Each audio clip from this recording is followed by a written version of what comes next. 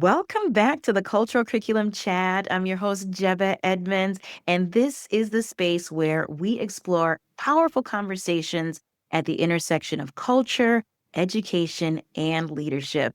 Today's episode is one I've been really looking forward to because we're talking about something that's so near and dear to my heart: reimagining education. My guest today is Marsha Familaro Enright, an educational entrepreneur and thought leader in independent thinking and self-reliance. Marsha is the founder of Reliance College and the creator of the Great Connection seminars. For over 25 years, she ran a thriving Montessori school, and now she's pioneering new ways to help students and all of us how to learn how to think, not what to think.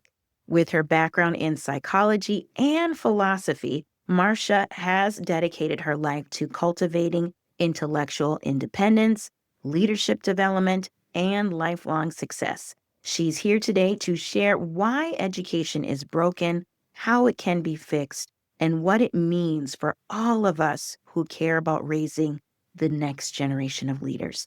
Marsha, welcome to the show. Thank you very much, Sheba. That was a lovely introduction. I really appreciate it. Oh, you're welcome, my dear. Like I said, I thought this introduction, I was looking in your work and your sphere. I was like, yes, I can't wait to have this conversation with you today. So I agree with you, Marcia. Our educational system is broken, but it doesn't have to be. So what do you see as the biggest problem with our current educational system right now? Well, years ago, I'm saying back in the 90s, there was a book that was published by the Brookings Institute in which they looked at which schools were most successful in developing thriving children. And they found that no matter where it was, whether it was urban, suburban, country, private, public, that the school that was locally controlled was the one where children thrived the most. So I think that's something that we all need to be thinking about when we're um, trying to change what's going on in the educational classroom, in the classroom, because we've had way too much top-down uh, orders and regulations in education. I mean, I think that the whole No Child Left Behind program was a disaster because of making all the schools, luring them with money to make them conform to one test instead of looking at, well, what do these individual children need? What do these individuals Yes. need? Yeah. Yeah, and also the shame and blame too if the children didn't make adequate Oh, progress and just yeah, like you said, just the dangling of the dollars and it just really did break down so much of the and as educators too, I know you also can agree the guilt that teachers would fight and say, no, this isn't right. We can't pass this child along. They do not understand the concept to yeah. go in. And we know our Yeah. high school dropout rates increased and all of that. And also just to agree with you too, especially with your decades of work and talking about that Brookings book, like what else can we do as educators and as parents knowing that the system is so broken? What can we do without just sitting on our hands and waiting for the whole thing to crumble? Well, I think that this movement of exiting poor education is great. And I think advocating for school choice is a wonderful movement that's gotten started in the country, because this is putting the power into the hands of the parents. And the parents know their child really well, so they know what that child needs. And unfortunately, there's too many children who are in schools. They can't get out of them. Their parents don't have enough money to put them in a private school.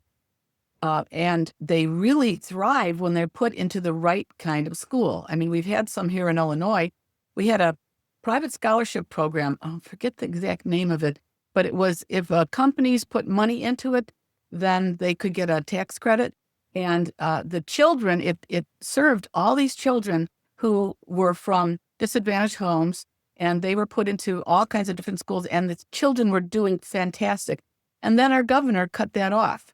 And why? Well, he's controlled by powers, that I don't want it. I don't want to disparage the teachers union, but here in Illinois, they really control what's going on. And it's not always for the benefit of the children. In fact, I would say often it's not. So Interesting. Yeah, yeah. And so when you're, because I know we can go even further, but just to help with our families that are sure. listening, when we're talking about that school choice and like you were saying, tax credits or some voucher systems, what like you said, with the advocacy of our children is huge. We are the experts of our children. I always say, you know, our kids are the best of us, when we are bringing them with our educators. And the Montessori school model is about independent thinking and learning and discovery for themselves and having the child be that student center philosophy, which is really, some kids really thrive on that to focus on what their interests are.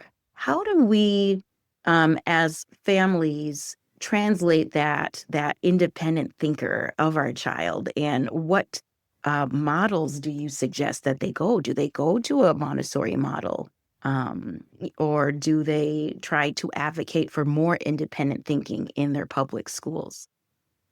Um, well, let's see. You said a couple of things I wanted to touch on. One was I just wanted to mention that in terms of the advocacy for school choice, parents can do that by contacting their local representatives, their state representatives, their state senators, their aldermen, whoever's controlling local things, and uh, coming together into groups that they can go advocate with those representatives about.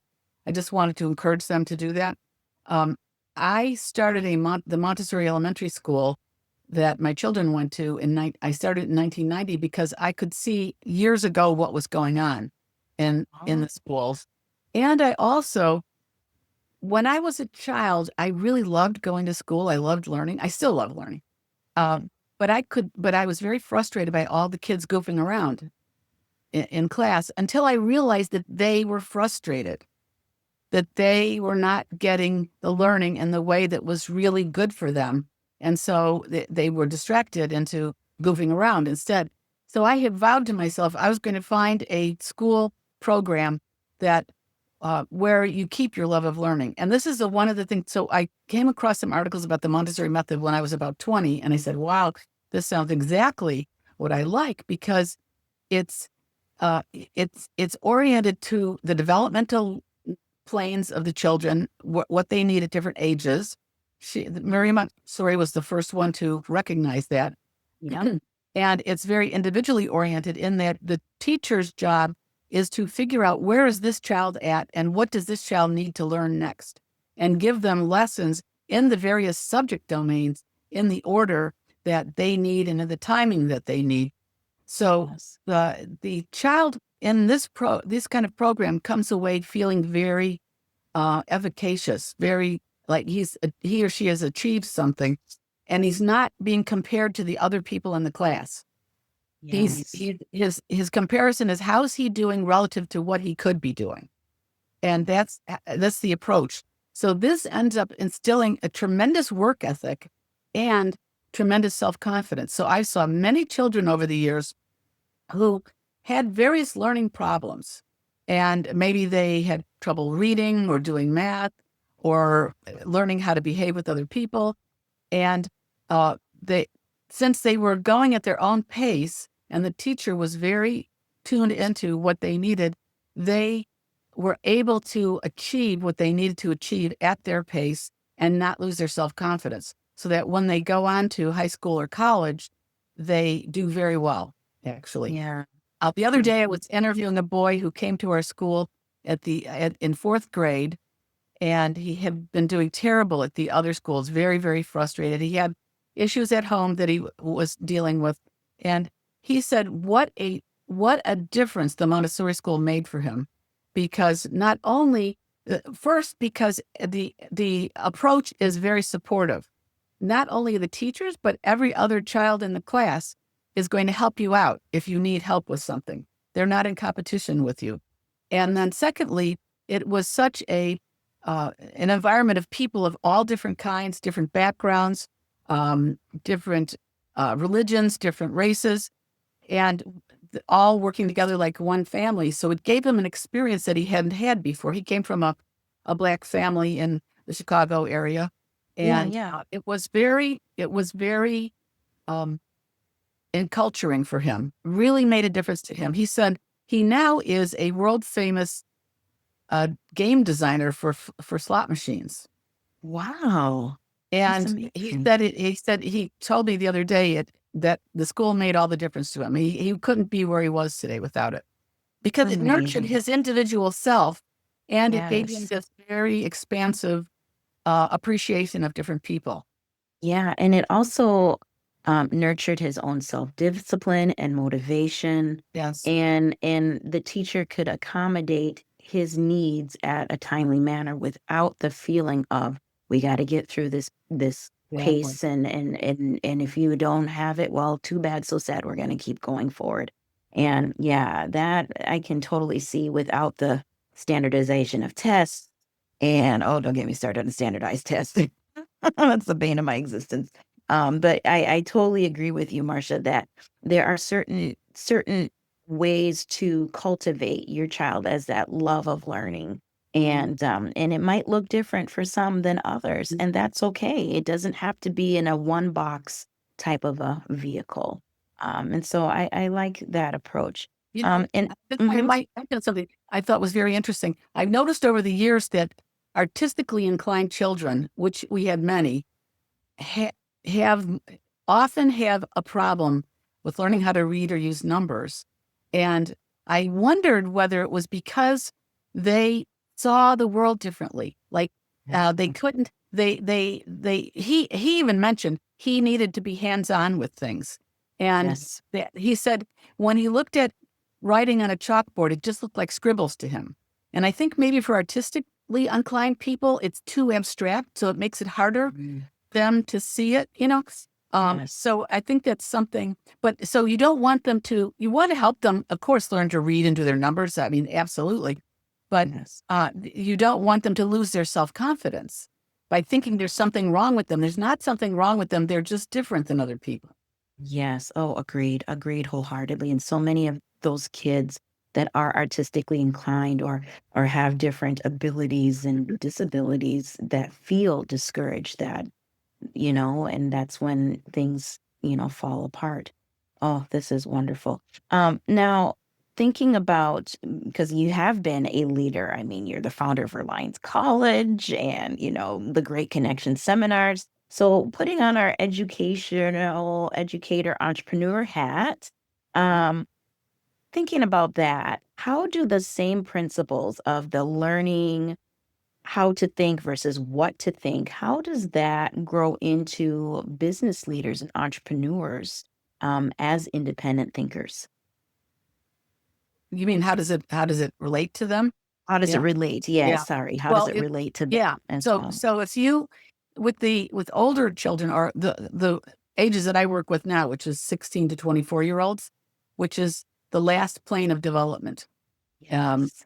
It's interesting because Montessori recognized this 100 years ago, and they recently discovered that the brain continues growing until you're 24 years old.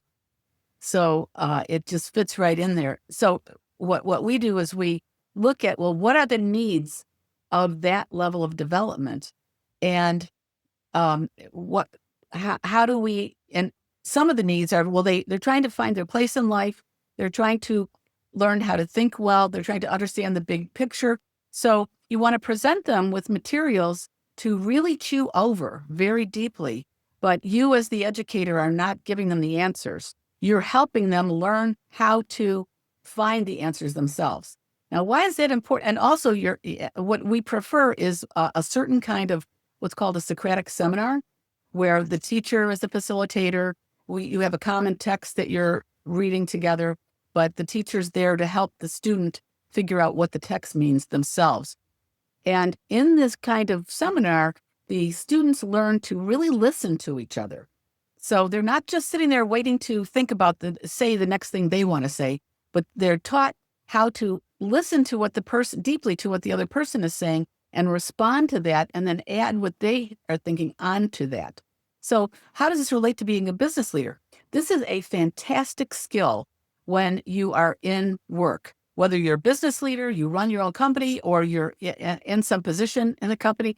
Being able to listen to what other people that you're working with are actually saying, being able to try to figure out whether they mean the same thing that you mean, so that you can come to an understanding together and then solve your business problem, is a super skill. And the students that have gone to my seminars in the summer, these Great Connection seminars in the summer, when I've interviewed them, they're now, the early ones are now in their 30s or late 20s. They say they use this skill in their work all the time. And the other thing is, there's a very interesting book called The Geek Way, which is by a business professor at MIT. And he was doing research on the most innovative tech companies that have come out in the US lately. And what's different about them? What's different about their CEOs? What's special about their leaders? Yeah. Well, he found out that an unusual number of them were Montessori students. Interesting. He himself was a Montessori student, so he kind of connected the dots. He said, because you're allowed to pursue your interests within, I mean, the principle in a Montessori school is freedom in a structured environment. So you can't just do whatever the heck you want. You have to do it within certain limits. But within those limits, you can pursue your interests. So if you're really interested in math, you can do a lot of math problems. You can spend a lot of time working on math any given morning, and really develop your math skills. Or if you're interested in dinosaurs, you can do really deep research on dinosaurs. Well, he said that this really develops your thinking and your creativity. And this is so important in these tech companies. So these are some of the skills that if you develop a student's ability to think for themselves, to pursue their own interests, to have a great work ethic, to know how to actually interact well with other people, really useful in the workforce. Love that. Love that. And I just love how you even shared with the CEO connecting those dots that those were also former Montessori students. And that just shows that you're right. You can have your interests in a controlled environment. And a lot of people have that misconception that Montessori kids just go whatever they want to do and the teacher just stands there, and that's not the case, because they also have the standards and the objectives that they want their student to thrive on to get to the next grade level. Thank you for clearing that up. Now, I know you're passionate about the connection between education and a free society. So can you explain how independent thinking supports liberty and prosperity? Well, if you're truly living in a free society, you have to be self-reliant. A free society requires that you take care of yourself, that you find your own way, you work hard, you take care of your family. How do you develop the skills to do that? Well, you have to learn how to think for yourself. You have to have a good work ethic. Um, you have to be able to get along well with other people without using force on them, right? You want to trade with them. A free society is about trading with each other because that's so beneficial to human beings. That's what we found in the last couple of centuries since we've instituted really free societies. That creates wealth because I'm really good at X and you're really good at Y, and I produce X and you produce Y, and then we trade, and we're both wealthier because of it. And to live in a society like that, you need to be self-reliant. You need to be able to judge things for yourself, because you can't depend on an authority for that. A free society is not about an authority telling you what to do, but a free society is one in which you can thrive the best. And you I lost my train of thought. Oh yeah, and you need to know the ideas that really made free societies possible, so that you can protect yourself by advocating for the ideas that support free society: rule of law, equality before the law, property rights, free trade, Yeah. all these ideas, but especially individualism. In other words, judging each person by what they say and what they do, not their background, not who they're from, Nothing like that. And that's the way that a free society really thrives. So that all that understanding needs to be developed. So that's part of what's needed. Yeah, I like that. Thank you so much for sharing. You did touch on your Reliance College and the community of students that you serve, ages 16 to 24. Um, I like how you shared how the brain doesn't fully develop until age 24. So what makes it so revolutionary, your Reliance College, and how do you see it shaping the next generation of leaders by giving them the skills? And can you delve in a little bit more? Because I like how you talked about they chewed into like the bigger picture. So how do we get this revolutionary act for more of our young people? So just to be clear, Reliance College is not yet open. We're work, Oh, we're working to raise the capital to open it, but it's based okay, on my this. mistake. Yeah, and it's based on this summer program that I've been running for 16 years. Summer, week-long program in the summer, and then I've also run some weekend programs. But since 2009, I put everything I knew about optimal education to develop independent people into this summer program. And even I was surprised at the end of the first week about the reaction of the students, because about 75% of them told me that their life was transformed by and they could judge anything for themselves, no matter what the subject. And the way we do this is that we read texts from across the domains. So science, philosophy, history, economics, poetry, uh, art, and we do these Socratic seminars that really develop not only your ability to listen but it very much develops your ability to reason, because you have to use reason and evidence about the text Yes. when you give an opinion about it. You can't just have an opinion about what the text says. Mm, You have to point to the text. Well, he says this here, and it makes me think that. And then yes. you have the discussion with the other people.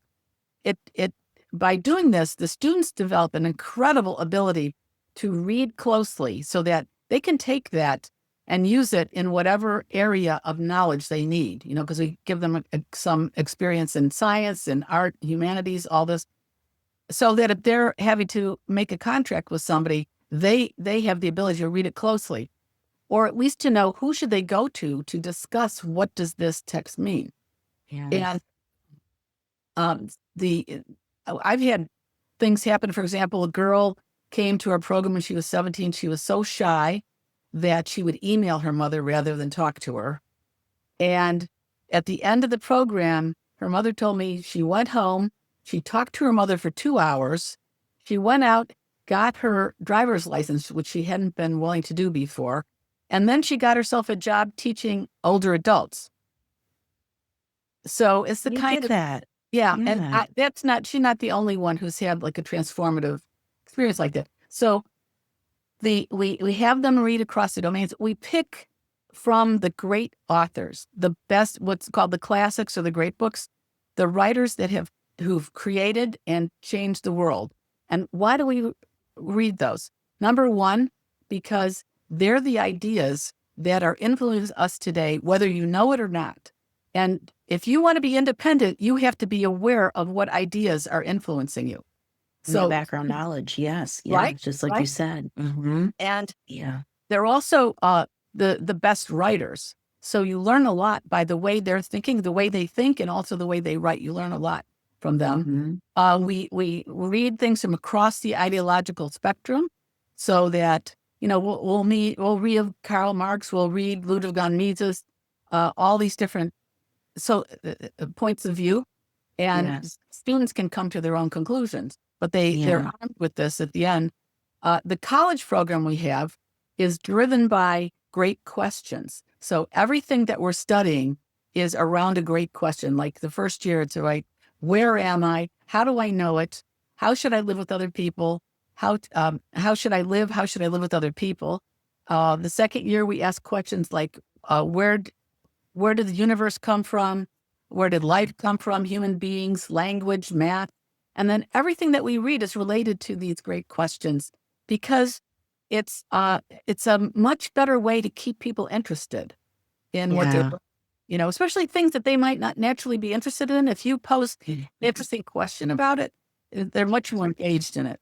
So, Yeah, yeah. And that's awesome. the combination of, and we do this in the summer too, a combination of, they do these very question-oriented, very rigorous liberal arts. They study logic, they study writing, they study economics, they study finance. And then they also do 1 quarter out of the year, they're doing a real-world project in an area of their professional interest. And we mentor them with that. We connect them with people that are in that field. And so this way they get experience. They have to come up with what is a problem in that area of professional interest. They have to research that. And then they have to try to come up with a solution to that problem. So that encourages their creativity, right? That encourages their Yes. research, their understanding, their creativity. And then, so this is balanced with the rigorous liberal arts, classic liberal arts program that we have. That's amazing, Marsha. And just how you said, just going back to when we were teaching, I was teaching elementary school, fifth grade, we did those close readers where you had to pick it apart. That I love that Socratic method of reading the text, finding the evidence and the facts and the opinion, and then you form your opinion, to that. And just how you said how that young woman gained all this confidence, because she learned how to actively listen and ask those questions. Man, Marsha, if you were my philosophy professor, I would learn a lot more from you, my dear, because when you're saying like, where am I? Who am I? I'm like, yes. And then just to build up on that, I think that's something so many of us don't take the time to be present and to learn from others. I love how you shared about different ideologies that your students will study and come up with their conclusions. I love how you even infuse, because even entrepreneurs, we both can agree, we knew what the problem was. We created our businesses to help solve that problem. And we had to be creative to, Exactly. to bring our work to the masses. So this is just so amazing. And before we go, because I want all of my listeners that are listening to find you and where your work is. But before we get to that, when you imagine the future of education, what gives you hope, Marsha? Oh, I'm very excited. Well, the one good thing, or one of the good things I think came out of the whole COVID lockdown, was that parents found out what was going on at school, and they weren't Yes. happy. They were The not mirror happy, shown. Yes. because Mm-hmm. somebody like you or me, we could tell people till we're blue in the face, but they don't Yes. quite get it until they see it themselves, right? Yeah, that's so And true. yeah, and so they saw for themselves what was going on. They said, "Well, I want my child to have a better experience than that."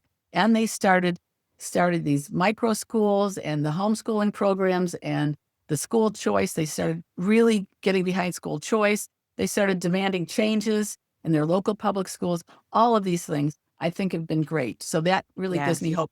Another thing that gives me hope is I see a resurgent interest in the great books, which, if people don't know what they are, they're the classics. They're what I mentioned, the most influential and best writers of history, all across the ideological spectrum.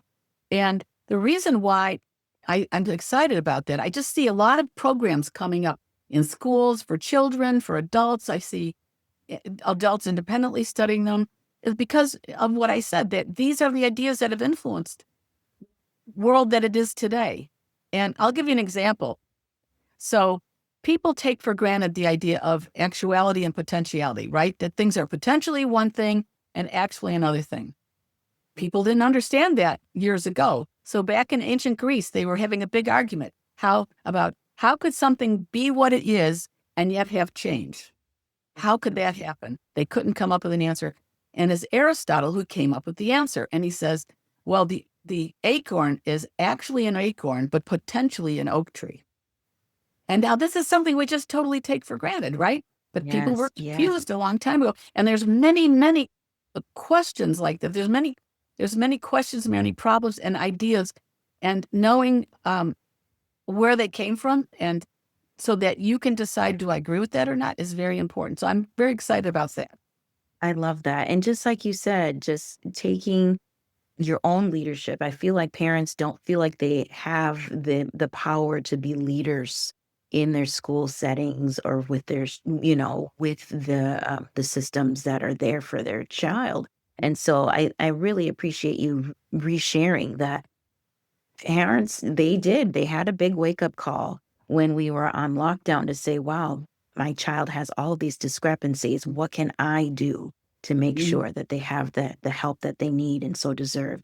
Oh, Mhm. this was such a wonderful Oh, conversation, Marsha. so Thank you so much for being here. And yes, it's giving our listeners, some things to learn more about the Montessori model in your work. And so I'm going to segue to you. Where can my listeners connect with you and learn more about your programs? sure thing. So we have a website, reliancecollege.org. And on that, they can see what our future college program is going to be like. And also if they have a young adult that they might want to send to our Great Connections program, that's a page on that website also. We'd love to have them. We get students from all over the world and the United States. So this summer we had students from Argentina, uh, Australia, and then all over the United States. Other times I've had people from Africa, from Europe, Philippines, Nepal, and all over South America. And that's a wonderful experience for United States Yeah. students to be able to interact with people from around the world and find out about what is life like other places, what do people think, what do they like, you know. So we do that in Global this connection. end of Yeah. July. And I'm also planning to do a 3-day program in Houston, like that during winter break. Um, and we're working on raising the capital to open Reliance College. At this point, we're hoping in 2027 we can do that. And I'm also planning a study vacation in Spain for next year. We've done that 3 times before, where we go to the country. We usually have a theme, like last time it was Enlightenment and Revolutionary France. So we went to France, and we read and did seminars on famous authors of that time. And then we also went to where they lived and worked, and we saw, for example, where the the Civil War in France happened during the French Revolution, and and then we go to all these beautiful places. We see the coast towns. We go to the forest. We went to Paris, of course, and we do all this. We interact with the locals. So we combine all the vacation with the interesting study. So we're going to I do that love that. summer. Oh, Yeah, I love that. And that experiential learning as well, field yeah. experience is We're amazing. Oh, looking to go to where Columbus left uh, for the New World, that in Spain. interesting. Yeah, Oh, very cool. Well, good luck with that. yeah. Oh, and thank you so much, Marsha, again. And all of you tuning in, thank you for joining us on the Culture Curriculum Chat. Don't forget to subscribe, share this episode with a friend, and keep this conversation going because when we empower people to think for themselves, we create a future that's freer and stronger and more resilient. Until next time, I'm Jeba Edmonds, and keep learning, keep growing, and keep creating a more inclusive world.